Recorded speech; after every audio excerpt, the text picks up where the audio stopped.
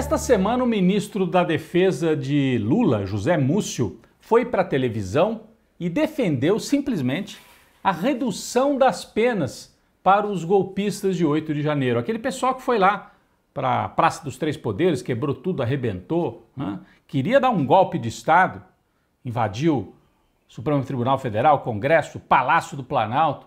O Múcio foi para a televisão e falou, coitados, as penas são muito altas, vamos reduzir a pena.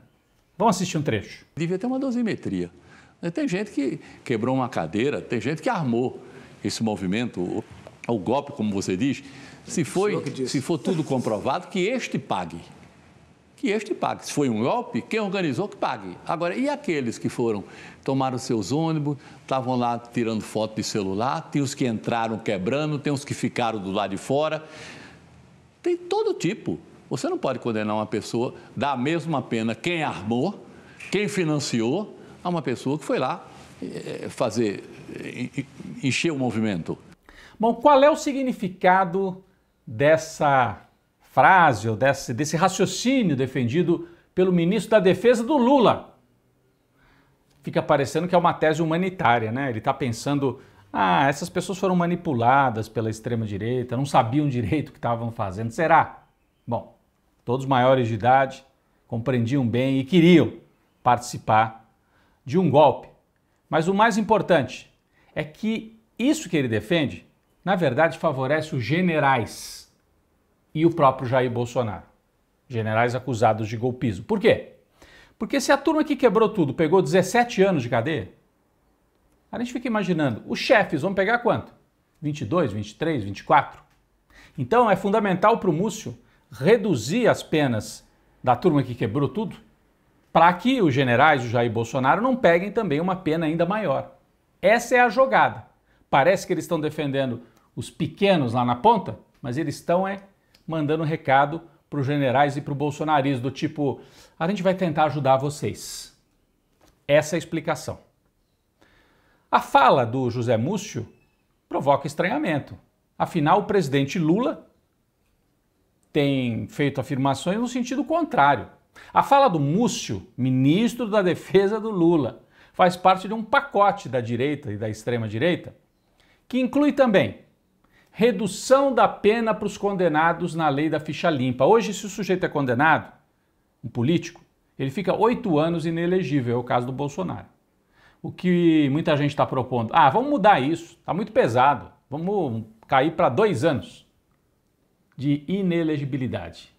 Até hoje funcionou assim. Na hora que o Bolsonaro está perigando de entrar na lei da ficha limpa, aí querem mudar. Então, você tem redução na pena para os golpistas, mudança na lei da ficha limpa, anistia, pura e simplesmente, para o Bolsonaro. Isso também está sendo colocado no Congresso Nacional. Tudo isso está em jogo. São acenos para o bolsonarismo. O que é estranho é isso partir do ministro do Lula. E aí fica muita gente assim, olha aí, divisão no governo. Será? Parece mais um jogo combinado, né? O Lula, se quisesse, tinha desautorizado o ministro, falar, não, isso não é a posição do governo, ele não pode defender isso, senão vai ser afastado do cargo. Mas é um jogo duplo. O Lula bate pesado contra a anistia, contra dar mais moleza para os golpistas, faz o enfrentamento e deixa o ministro alisando, fazendo um jogo, de aproximação com a extrema-direita. Aliás, também é um recado para a extrema-direita, do tipo, vocês querem anistia? Vocês querem trazer o Bolsonaro de volta para que ele possa concorrer? Façam. O ônus vai ser de vocês, o centrão. Vocês é que vão ter que bancar isso tudo. O Lula diz, eu vou falar contra. Se vocês quiserem, vocês façam. E aí, põe o Bolsonaro para concorrer. E a chance é ainda maior de que Lula ganhe do Bolsonaro em 2026. Esse é o jogo que parece que está sendo aí preparado. Mas, paralelamente a isso tudo, tem um outro fato que eu considero também grave.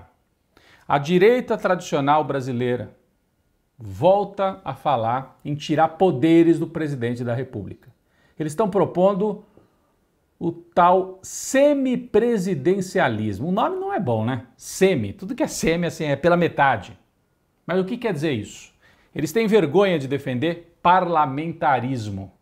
Então, eles ficam assim, não é parlamentarismo, é semipresidencialismo. Mas na prática, tem até já um projeto no Congresso, uma PEC, né? Projeto de emenda constitucional, porque tem que mexer na Constituição. Tira poderes do presidente.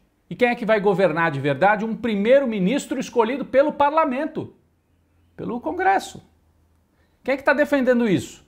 Gilmar Mendes, no Supremo, o MDB e o Michel Temer, pessoalmente, que é especializado em golpismo. Então é para a gente ficar realmente preocupado. O Brasil já teve 2 tentativas de parlamentarismo. Lá nos anos 60, 1961, o Jânio Quadros, presidente conservador, renunciou. E o vice dele era o Jango, João Goulart, mais de centro-esquerda, trabalhista. Os militares falaram, Jango não vai tomar posse. Não vamos deixar ele tomar posse. E aí ficou um impasse. O Brizola convocou o povo em Porto Alegre, resistiu contra essa tentativa de golpe e falou, Jango, toma posse. Não toma posse, vai ter guerra, não vai ter guerra civil. Aí apareceu a turma do deixa disso e falou, então vamos fazer o seguinte, o Jango assume, mas sem poderes de presidente. Vamos implantar o parlamentarismo. E fizeram, em 61, um parlamentarismo para que o Jango assumisse, mas o poder ficasse com o primeiro-ministro. Isso durou 2 anos. O Jango conseguiu derrubar o parlamentarismo. E em 64 aí deram o golpe de uma vez. Então, parlamentarismo lá nos anos 60 foi uma espécie de golpismo.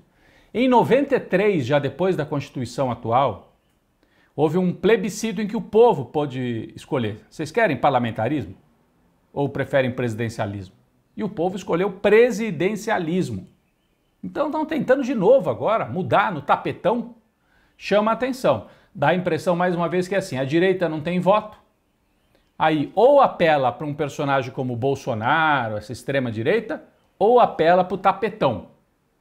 Parlamentarismo, derrubada da Dilma, põe o vice no lugar. A gente tem que ficar esperto, ainda mais como quando tem um personagem como o Temer articulando tudo isso. Eles estão propondo que o semipresidencialismo fique para 2030. Olha que interessante. 2026 não, deixa, ainda é a reeleição do Lula. Com isso, o PT e o Lula não vão partir para a briga, porque não vão tentar tirar poderes do Lula agora. A ideia é tirar poderes do presidente em 2030. Então o PT e o Lula nem estão entrando contra esta proposta. É uma tentativa de irem comendo pelas beiradas e entregarem o poder no parlamento. Tudo isso no momento em que o parlamento está sendo contestado pelos escândalos de emendas, as tais emendas secretas.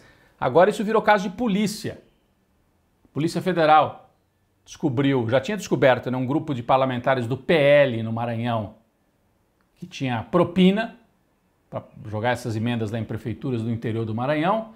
E agora um deputado no Rio Grande do Sul acusado também de um esquema que tinha até contrato, um intermediário que conseguiu dinheiro e recebia uma propina, uma espécie de propina, em contrato. Então é o escândalo das emendas. Esse povo é que quer governar o Brasil diretamente agora através de semipresidencialismo. Enquanto isso tudo acontece, Lula, presidente, tenta sair das cordas, a popularidade dele caiu um pouco, a gente já falou disso aqui. Apesar disso, o Lula, nas pesquisas, ganha dos adversários para 2026, mas precisa melhorar.